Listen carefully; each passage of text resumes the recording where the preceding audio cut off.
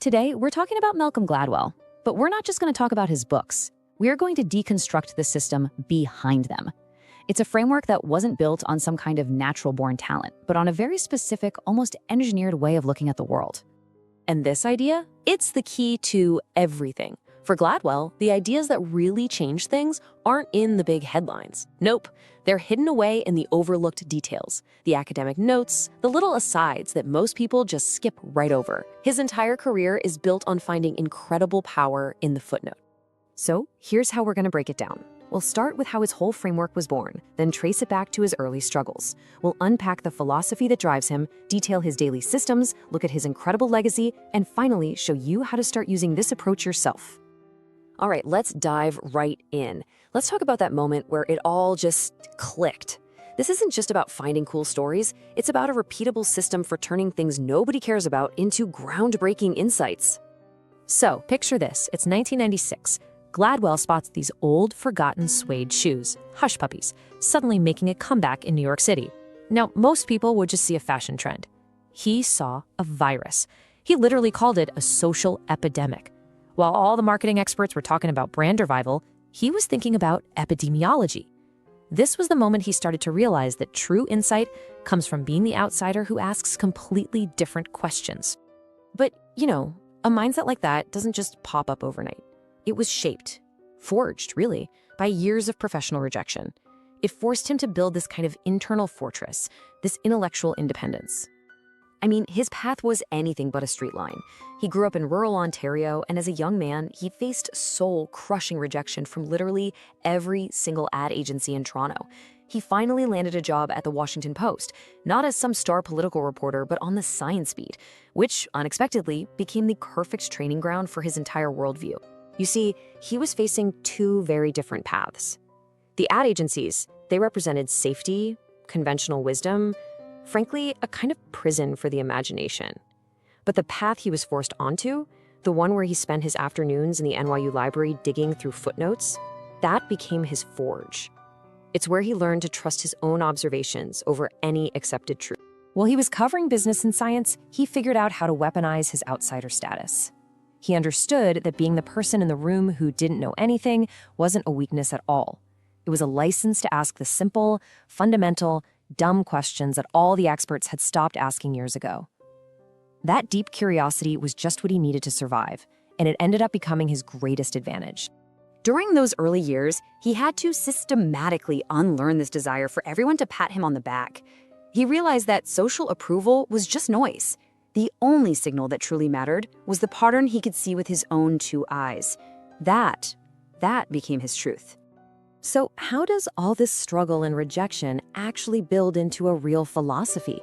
Well, that friction created a brand new mindset, one that totally rejected conventional thinking and found a new way to measure if an idea was even worth talking about. First up, radical curiosity. For Gladwell, curiosity isn't some fluffy personality trait. It's an aggressive, professional strategy. It's the discipline to stay with that boring, overlooked detail, the footnote, long after everyone else has gotten bored and moved on, just waiting patiently until a game-changing pattern finally reveals itself. Second, there's what he calls counterintuitive connection. This is the belief that your work is only as valuable as the new lens it gives people. It's not about just reporting facts, it's about building these surprising bridges between totally unrelated fields, like epidemiology and fashion, to offer a perspective that just fundamentally changes how you see the world. And this became his North Star, his golden rule. If an idea didn't challenge an assumption, if it didn't make you stop and go, I never thought of it that way, then it just wasn't interesting. He knew that agreeing with the obvious was a waste of time. Surprise was the only currency that mattered. So this whole mindset just completely changed how he worked. The library wasn't some dusty, quiet place for passive reading. No way. It became his laboratory. He wasn't just consuming information.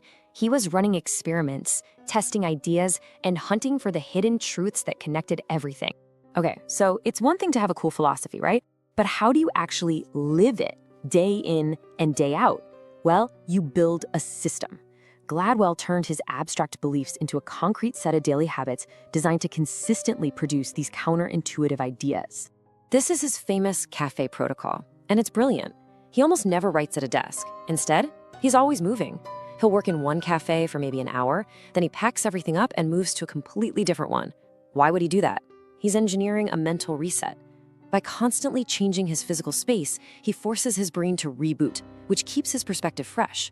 It's a physical hack for mental clarity. So if changing your location is one piece of the puzzle, what about the research itself? I mean, how do you consistently keep that outsider advantage and actually turn not knowing something into a strength? His system has a few key tools. He uses what you could call a journal audit to constantly check his sources, making sure his research is truly his own and not just an echo of what someone else thinks.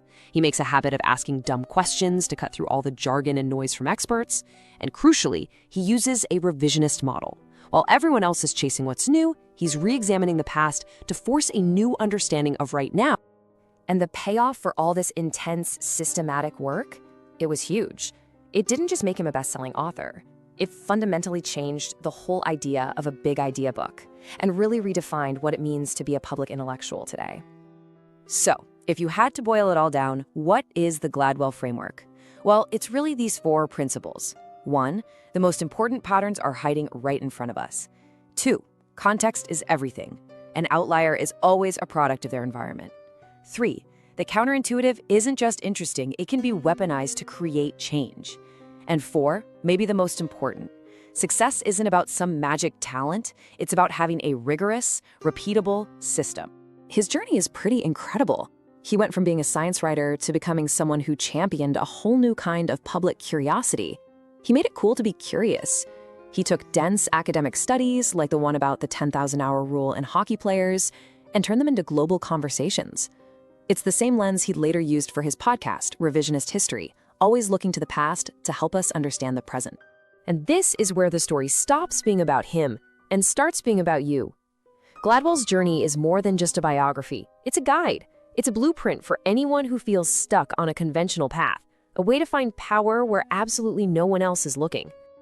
Ultimately, the takeaway is this. Your unique power isn't in having all the answers. It's in your ability to see the patterns that everyone else misses. So stop searching for answers and start looking for patterns. The way you connect ideas, the things you are uniquely curious about, that is the source code for your own greatness. So, I'll leave you with this question to think about. Look at your own work, your own life. What is the one thing you just accept as obvious?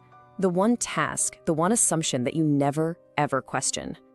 Find your footnote. Commit to understanding its patterns so deeply that you uncover its secret. Because when you do that, you stop being a victim of the status quo, and you start becoming the master of observation.